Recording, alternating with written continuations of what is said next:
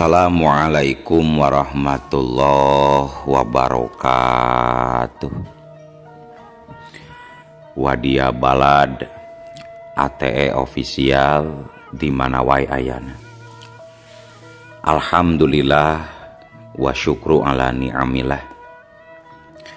Kalayan diwuwuh ku Qobul anu maha agung, dibarengan ku pang ijabah anu maha kawasa, diiring ku kadeudeuh kanya Gusti anu maha suci. Urang ayeuna dugi kadangat ayeuna masih keneh tiasa ditepang dangukeun deui dina acara anu matuh kamemet urang sadayana. Nyatana dina pagelaran dongeng Sunda jejer carita kasarung kamangsa kalarung. Ayeuna bagian anu ka 20 genep nanya pamiarsa. Ieu dongeng mangrupikeun buah karyana Kang Ian Aditya di Palihan Rancah Ciamis. Kangge Kang Ian ngahaturkeun rewu nuhun laksa ketik kabingahan rehna parantos ngawidian mamang kangge medar ieu dongeng dina kandaga ATE official ieu. Atuh sumangga kanu teu acan subscribe kantun subscribe heula, ngarah langkung pogot sareng langkung sumanget deui ka si mamangna dina enggoning medar ieu dongengna. Nging hilap di like di komennya nu saseueur-seueurna. Lainna naon, mamang masok bingah gitunya upami maosan komentar-komentar ti para wargi sadayana teh. Atuh ngarah teh nyangkolong tingkana waktos sumangga ayeuna mah urang lajengkeun deui dongeng kasarung bagian anu ka 20 genepna. Kumaha salajengna sor cikopina, betot simbutna, pagan heula tali kolorna, bisi morosot, merezel, morozol, uzel-uzelan di tengah jalan. Tumpak dung dung das.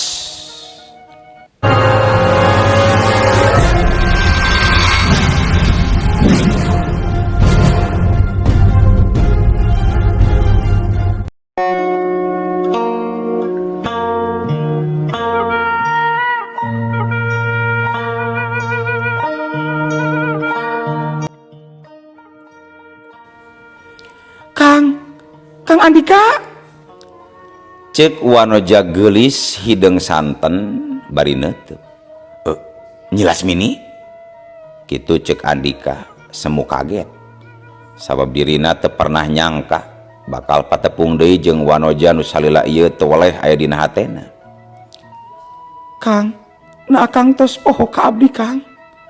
Cek nyilas mini bari turun tina tonggong kuda laju ngadeuketan ka Andika.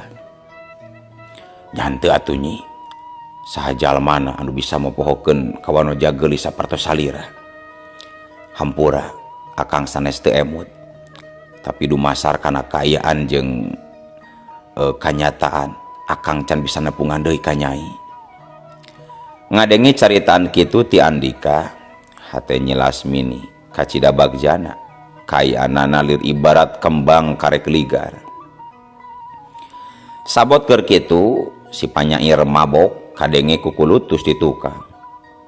Dasar tukang rayu, sigana sakabeh wanoja bakal takluk nepi ka kula moal kaagehan jigana euy. Dasar sial ah. Andika ngaliuk bari nyengir tuluy pok ngomong ka nyilas mini. Nyi, akang meh poho kasobat akang nu kasep ieu. Wanohkeun anjeunna saurang panyair anu resep mabok. Tapi sabenerna mah hade hatena, sanajan kadang sok aya salah pahamna. Si panyair mabok molotot waktu Andika nyindiran kitu. Tapi saterusna seuring ngabarakatak bari tuluy indit sagancang kicepan mata. Lapat-lapat kadenge sora sajakna dibarengan ku sumpah sarapa. Ditungtung sajakna panyair mabok ngomong hiji hal ka Andika. Purnama kulanya datangna anjeun kadang ngajadikeun kula kuciwa padahal kula masih keneh betah dina impian endah hanjakal anjeun teu bisa mulangkeun deui kakasih kula saumpamana bisa tangtuna sagalana bakal endah sial kula jadi ngewa ka dunya ieu robat kula Andika kula teu hayang ngaganggu waktu endah anjeun hampura kula moal bisa marengan mudah-mudahan orang bisa patepung deui di mangsa nu bakal datang. Leungit sora si panyair mabok tarika napas Andika semu berat hatena ngarasa karunya dume hirupna siga nu geus teu paduli kana nanaon. Andika bisa surti tina bait-bait syairna anu pinuh ku rasa pondok pangharapan jeung putus asa. Sajurus di harita Andika kakarak sadar yen ki pandita tetela geus taya deui di tempatna. Nyi Lasmi nyekal pageuh leungeun Andika. Rasa kasono dina dadana karasa ngagedul. Ngalir bebarengan jeung getih ngagulidag nepi ka hate nu pangjerona. Duanana diuk dina batang tangkal di antara iuhna daun-daun kandal anu ngaroyom nutupan sabagian taneuh. Dina waktu eta Andika ngarasa bagja dume bisa patepung jeung Nyi Lasmini najan teu direncanakeun. Tapi Andika ngarasa perlu nyaho kumaha caritana pangna Nyi Lasmini bisa nepi ka eta tempat. Sabab sakanyaho manehna paturai jeung Nyi Lasmini teh nalika balik ti nagri jin. Nyi, lamun akang bisa apal geus sabaralila Nyai aya di nagri ieu. Terus kumaha caritana nepi ka Nyai bisa asup ke alam manusia. Kang, nalika akang kacandak hiber ku angin topan ti gunung Batu Bodas. Salaresna abdi teras ngudag akang supaya bisa bebarengan. Namun nya kitu dina lalampahan abdi malah kapisahkeun ku margi angin topan kacida tarikna. Tidinya abdi ragrag di gunung Sanggabuana. Saterasna abdi kalunta-lunta milari akang. Dugi ka akhirna kenging wangsit ti Eyang Wirakrama. In akang tos aya di negeri Sabamayang. Nu matak abdi teh teras we maluruh akang dugi ka ieu nagri. Kitu ceuk Nyi Lasmini nerangkeun jujutan lalampahanana. Pikeun Andika nalika ngadenge caritaan kitu ti Nyi Lasmini hatena jadi kagagas. Panonna neuteub teleb nakar. Saterusna ngusapan sirah Nyi Lasmini di barung ku rasa kadeudeuh. Andika nyekal leungeun Nyi Lasmini bari pok cumarita. Nyai, sigana akang kudu buru-buru ngajorag ka istana Sabamayang. Nyai rek ngiring atanapi moal. Abdi ngiring Kang. Abdi sejaba baktos ka akang. Bari kumaha we kaayanana abdi alim tebih deui ti akang. Ceuk Nyi Lasmini bari nangkep pageuh kana cangkeng Andika. Harita Andika seuri leutik bari ngantalkeun bibirna kana pipi Nyi Lasmini di barung ku rasa gegetna. Sedangkeun Nyi Lasmini tuluy nyuuh kana dadana. Para wargi sadayana gancangna carita dina wanci kasorenakeun panon poe mimiti lingsir ngulon mega hideung ngagulung datang ti behwetan sakedapan ti harita langit jadi poek ku pihujaneun Hujan ngaruy mimiti turun dibarengan ku samberan kilat jeung guludug patembalan. Sakali-sakali kilat nyamber disusul ku guludug ngabeledug nepi ka saantero bumi siga ngageter.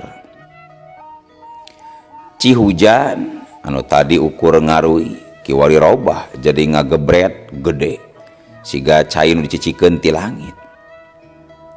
Tekung silila sakabeh nu aya di alam marcapada jadi baseuh.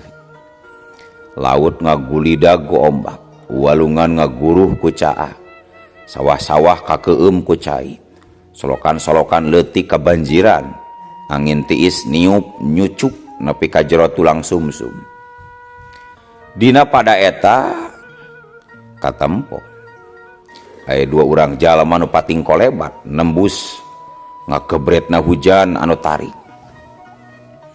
Awakna pating kalayang siga keur hiber, sedengkeun sukuna aya kalana napak dina dahan-dahan.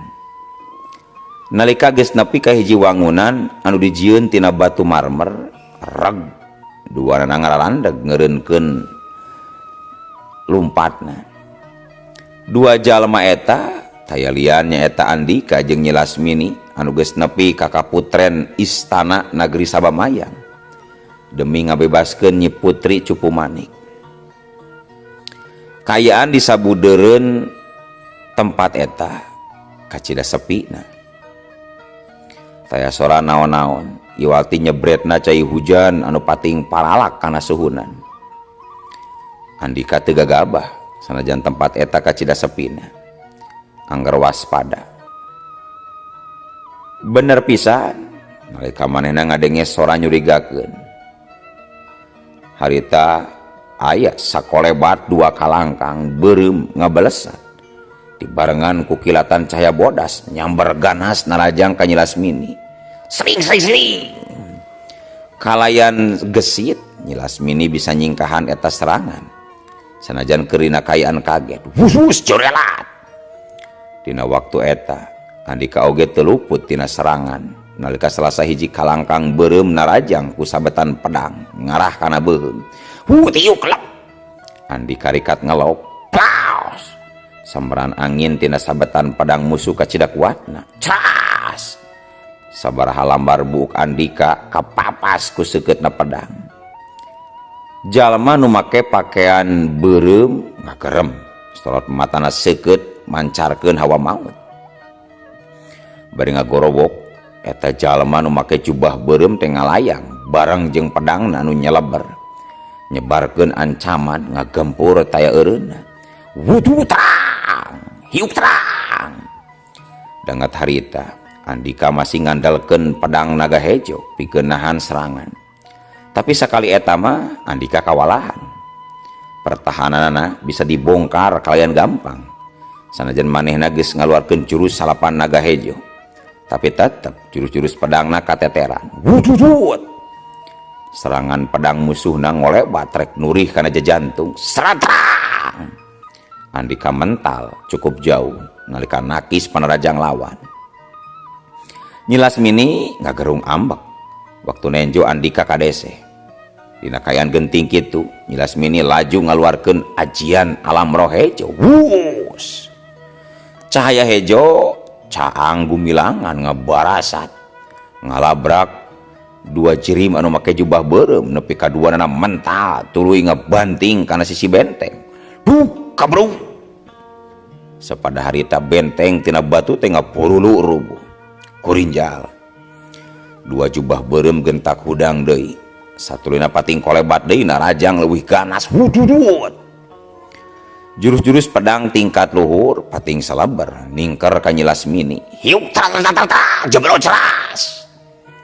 Danget eta giliran Nyi Lasmini tak-takna kasabat ku pedang lawan geuti seger tuluy ngabayabah maseuhan dadana.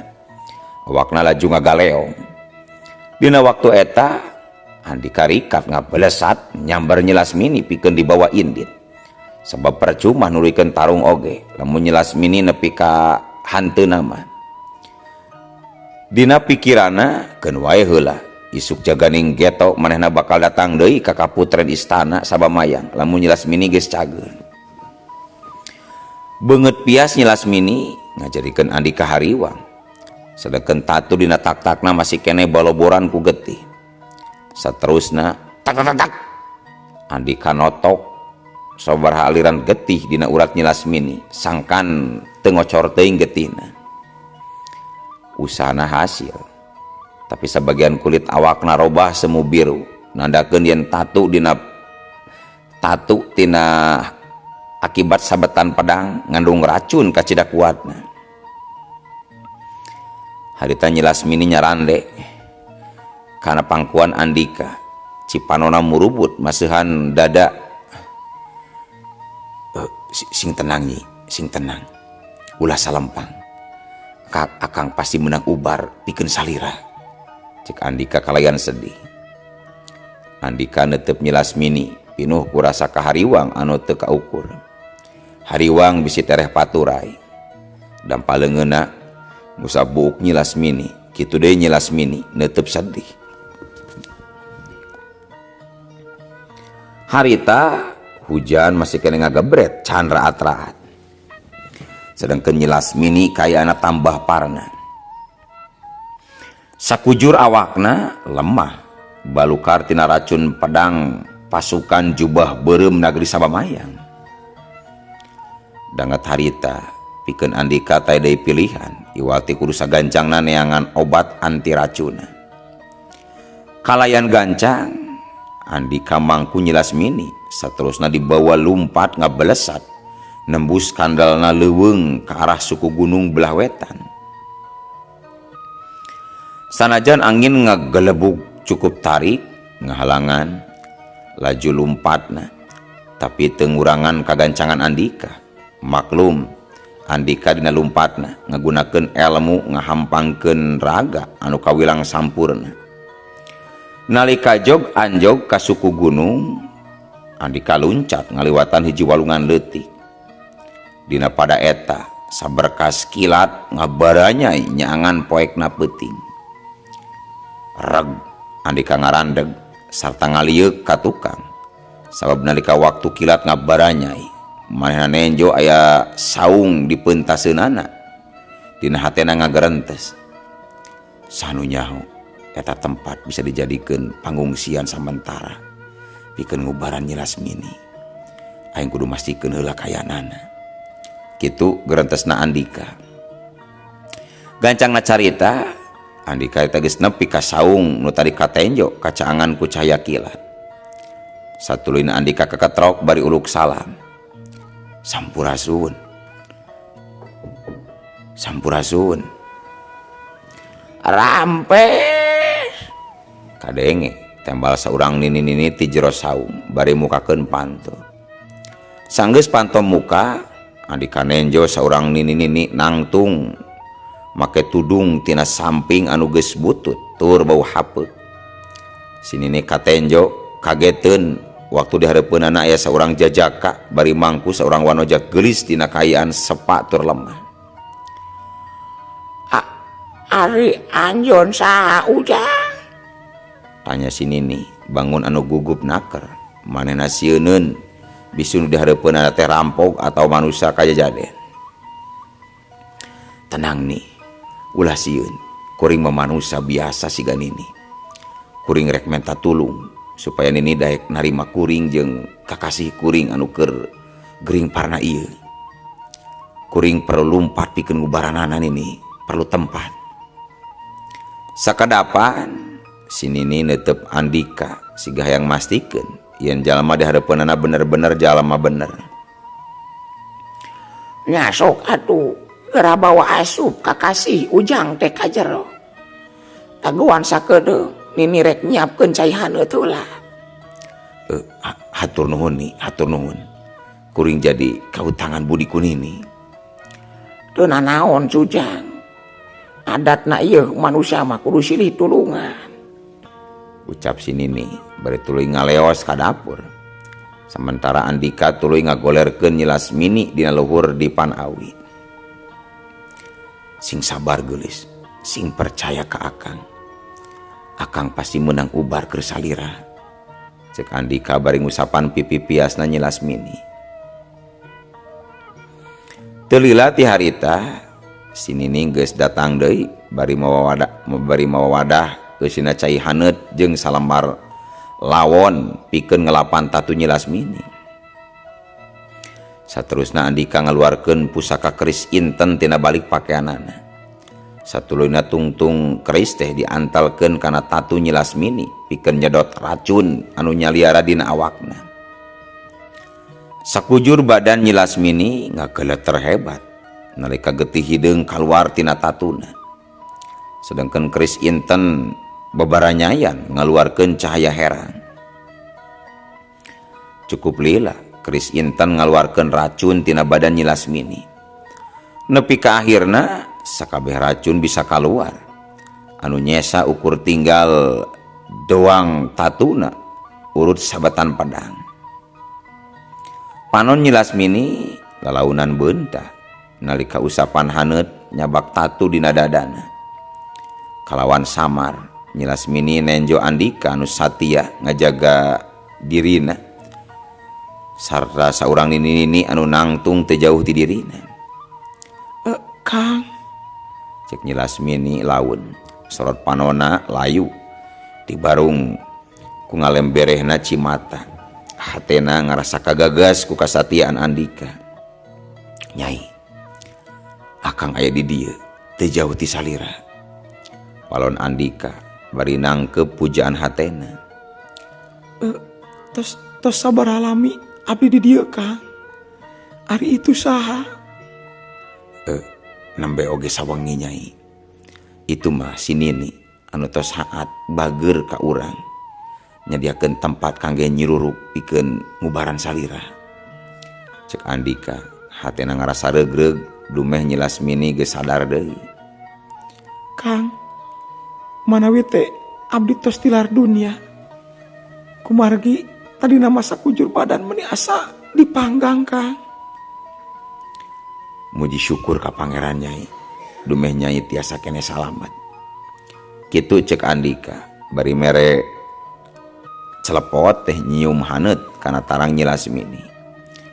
Atuh pogowe pikeun Nyi Lasmini mah menang perlakuan kitu teh tangtuna bisa jadi ubar hate nu kacida mujarabna. Hatur nuhun Kang. Rahena akang tos salamatkeun diri abdi. Duka kumaha teuing mun teu aya akang. Nyai, akang nyiah ka salira.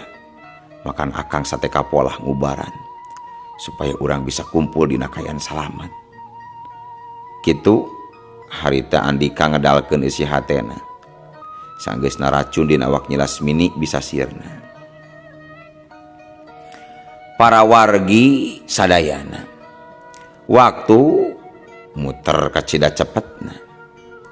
Teu karasa geus 5 poe lilana Andika jeung Nyi Lasmini aya di imah si Nini. Poe harita sanggeus kayaan tatu Nyi Lasmini bener-bener pulih.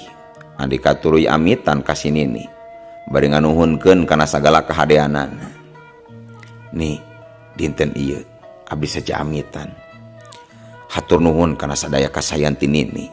Pamugi kenging walesan langkung sae ti Gusti Nu Maha Suci. Nya Sujang sami-sami. Kunini didungakeun. Mudah-mudahan hidup oge aya dina kasalametan. Ari ayeuna tujuan hidup rek terus ka mana Sujang? Abdi bade teras ka kota raja sejana pangan Sang Prabu Pangging Kalapetong. Kumargi anjeunna tos ngiwat putri Raja Margapura ini. Baru rek ka kota raja si Sujang teh. Kadejang ulah sologoto. Sabab Prabu Pangging mah kacida bengisna. Ulah lalawora jabati eta.